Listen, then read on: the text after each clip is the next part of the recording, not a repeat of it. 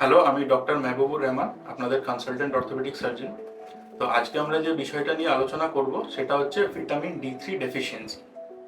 তো বর্তমানে স্ট্যাটিস্টিক্স বলছে যে ইন্ডিয়াতে অ্যাটলিস্ট 60-70% পপুলেশন কিন্তু ভিটামিন ডি3 ডেফিসিয়েন্সি নিয়ে ভুগছে। তো ভিটামিন ডি3 রোলটা কি আমাদের বডিতে? তো ভিটামিন ডি3 আমাদের শরীরে আমাদের বোন হেলথ মেনটেন করতে খুব একটা ইম্পর্টেন্ট রোল প্লে করে এবং আমাদের ব্লাডে এবং হাড়ে ক্যালসিয়াম লেভেলটা কিন্তু মেনটেন করে।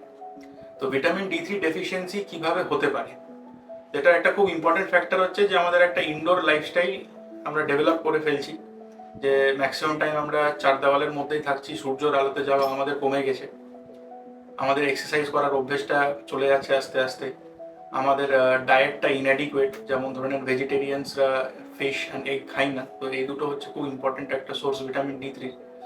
তারপরে old age পেশেন্টসদের vitamin D3 deficiency হতে পারে, এবং কিছু মেডিকেল কন্ডিশনস যেমন ওবেসিটি বা ধরে নেন ইনফ্লেমেটরি বাউল ডিজিজ আছে যাদের, বা যারা গ্যাস্ট্রিক বাইপাস সার্জারি হয়েছে, এদেরও কিন্তু ভিটামিন ডি3 ডেফিসিয়েন্সি হতে পারে। তো ভিটামিন ডি3 ডেফিসিয়েন্সি হলে কি কি প্রবলেম দাঁড়ায়? তো বেশ কিছু পেশেন্টস আছে আমাদের কাছে, তারা কমপ্লেন করে যে স্যার আমাদের হাড়ে ব্যথা হচ্ছে, জয়েন্টে ব্যথা হচ্ছে, মেনলি কোমর ব্যথা, মাসল পেন বা মাসল ক্র্যাম্প নিয়ে ওনারা আসেন।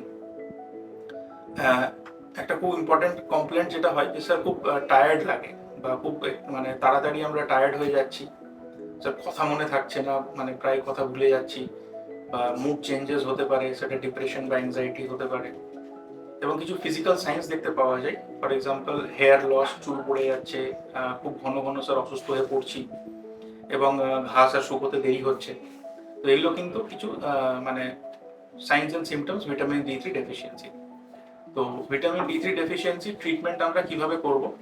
ঠিক আছে, মেনলি হচ্ছে সানলাইট এক্সপোজারটা খুব ইম্পর্টেন্ট, যে আমরা সঠিক পরিমাণে আমাদের গায়ে সানলাইট বা সূর্যের আলো লাগাবো, বিকজ সূর্যের আলোতে ইউভি লাইট যেটা আছে সেটা কিন্তু আমাদের স্কিনের ভিটামিন ডি3 তৈরি করতে হেল্প করে।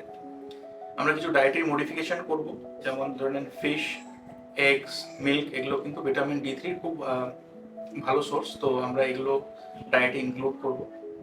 এবং কিছু আমরা supplements, vitamin D3 supplements prescribe করি।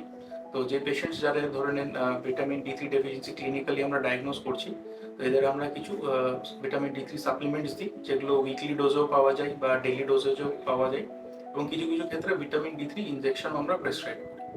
তো শেষ করার আগে এটুকুই বলবো যে আপনি বা আপনার ফ্যামিলি বা ফ্রেন্ডসরা যদি এই সিমিলার ভিটামিন ডি3 ডেফিসিয়েন্সির প্রবলেমগুলো নিয়ে ভুগছেন, এগুলোকে অবহেলা করবেন না, নিশ্চয়ই আমার সাথে কনসাল্ট করতে পারেন।